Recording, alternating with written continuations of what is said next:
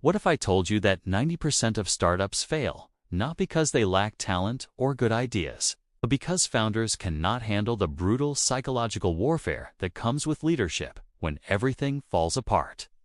Research consistently shows that 9 out of 10 startups fail, with some studies indicating that only 1 in 12 entrepreneurs ultimately succeed. Today, we are exploring one of the most brutally honest books ever written about the psychological realities of entrepreneurship and crisis leadership. The Hard Thing About Hard Things was written by Ben Horowitz, co-founder of the legendary venture capital firm Andreessen Horowitz. But before he became one of Silicon Valley's most respected investors, Ben was a struggling entrepreneur who nearly lost everything multiple times. He built his company Opsware from 8 employees to 1,700, navigating through the dot-com crash, multiple near bankruptcies, and impossible decisions that would have crushed most leaders. He eventually sold the company for $1.6 billion, but the journey was anything but smooth.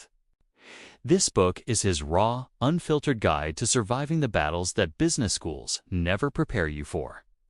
And it aligns perfectly with what crisis leadership researchers have discovered about the psychological demands of leading during turbulent times. The first crucial lesson from this book is that there is no recipe for handling the hard things, and that is exactly what makes them hard. Most business books give you step-by-step formulas and neat frameworks. Ben Horowitz destroys that illusion completely. This insight aligns perfectly with crisis leadership research, which shows that complex problem-solving in crisis situations requires self-regulated psychological processes and activities necessary in dynamic environments to achieve diffuse or ill-defined goals that cannot be reached by routine actions. When you are facing your company's darkest hour, when you have to make decisions that will affect hundreds of people's lives, when there are no good options left, you cannot just follow a playbook. Here is a perfect example from Ben's own experience. During the dot-com crash in 2001, his company was burning through cash faster than they could raise it. He had 2 terrible choices: lay off half his workforce or shut down the company entirely. There was no business school case study for this situation, no mentor who could tell him exactly what to do. Ben had to make the call himself. He chose to lay off half his team, including many people he considered friends. He called an all-hands meeting and delivered the news directly, explaining exactly why it happened and how they would survive. It was one of the hardest things he ever had to do, but it saved the company. This approach matches what psychologists call effective crisis leadership. Leaders who acknowledge emotions and give people a sense of context and reality rather than false optimism. The lesson here is not the specific decision he made, but that he had to make it without a safety net or guaranteed outcome. The second game-changing insight is that being a wartime CEO requires completely different skills than being a peacetime CEO, a distinction that modern leadership research strongly supports. Ben introduces this powerful concept that revolutionizes how you think about leadership.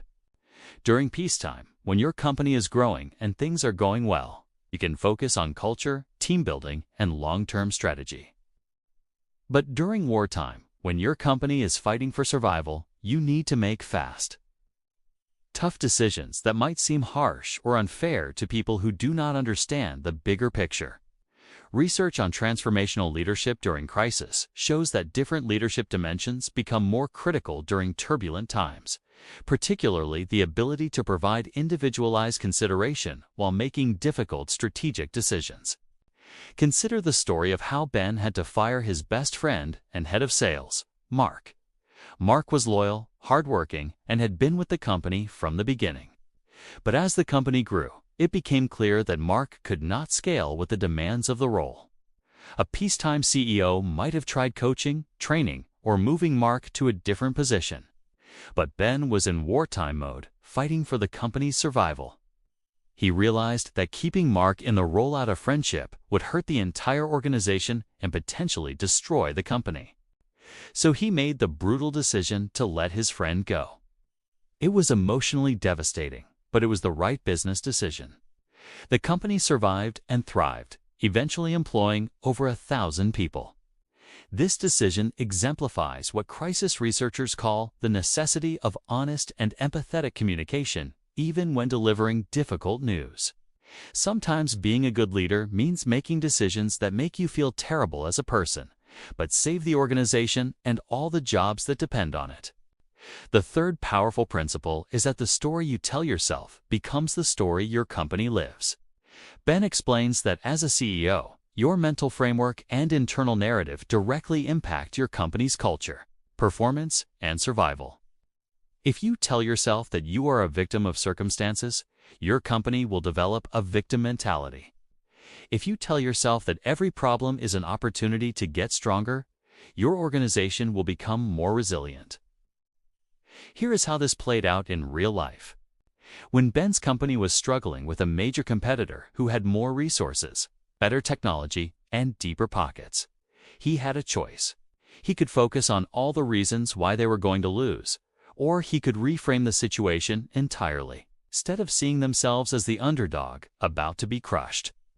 Ben positioned his company as the scrappy, innovative fighter who could move faster and serve customers better than the big, slow competitor. He constantly communicated this narrative to his team, investors, and customers. This mindset shift changed everything. Instead of feeling defeated, his employees felt energized and motivated. They started finding creative solutions and working harder because they believed they could win. Eventually, they did win, capturing significant market share and building a stronger company culture in the process. The fourth critical lesson is that you cannot manage your psychology completely, but you can manage your focus and response, a principle strongly supported by psychological research. Ben openly discusses the psychological toll of leadership during crisis periods. He talks about the sleepless nights, the constant anxiety, the weight of knowing that hundreds of families depend on your decisions. He does not pretend that you can just think positive thoughts and make these feelings go away. Instead, he offers a more practical approach. Focus on what you can control. This aligns with research showing that crisis leaders must develop emotional regulation skills and focus on judgment, decision-making, and planning abilities, rather than trying to eliminate negative emotions entirely. Take the example of when Ben discovered that one of his key executives was secretly interviewing with competitors while also negotiating a crucial partnership deal. Ben felt betrayed, angry, and paranoid about who else might be planning to leave. He could have spent weeks obsessing over the betrayal, investigating other employees, or trying to figure out why this happened. Instead, he focused on what he could control, replacing the executive quickly, salvaging the partnership deal, and communicating transparently with his remaining team about the situation. By channeling his energy into actionable solutions rather than emotional reactions, he turned a potential disaster into an opportunity to strengthen his leadership team and company culture. This approach demonstrates what researchers call effective crisis leadership, maintaining focus on problem-solving activities even while experiencing intense emotional responses. The fifth transformative insight is that the best way to build loyalty is through shared struggle, not shared success. This goes against conventional wisdom that says people bond over winning together. Ben argues that while winning is fun, it does not create deep loyalty. What creates unbreakable bonds between team members is surviving difficult challenges together, making sacrifices for each other, and coming through the other side stronger. The perfect illustration of this principle happened during Ben's most difficult period as CEO. The company was months away from bankruptcy. Everyone was working 80-hour weeks, and they had to make painful cuts to everything from office supplies to employee benefits. Many people could have jumped ship to more stable companies, but instead, the core team became more committed than ever. They started working not just for their paychecks, but for each other. They covered 4 teammates who were struggling, shared resources, and supported each other through the crisis. When the company finally turned around and became successful, these employees became the most loyal and dedicated workforce Ben ever had. They had been through the fire together, and that shared experience created bonds that no amount of money or perks could match. Ben also emphasizes throughout the book that being a CEO is not a glamorous job despite what movies and media portray. It involves making decisions with incomplete information, taking responsibility for outcomes you cannot fully control, and dealing with problems that have no clear solutions. The book is filled with practical advice for handling specific situations like firing executives, managing layoffs, dealing with board members, and maintaining your sanity during impossible times. What makes this book extraordinary is its honesty. Ben does not try to make himself look like a hero or pretend that he always made the right decisions. He shares his failures, his moments of doubt, and the times when he almost gave up. This vulnerability makes the lessons more powerful because you realize that even successful leaders struggle with the same fears and challenges that everyone faces.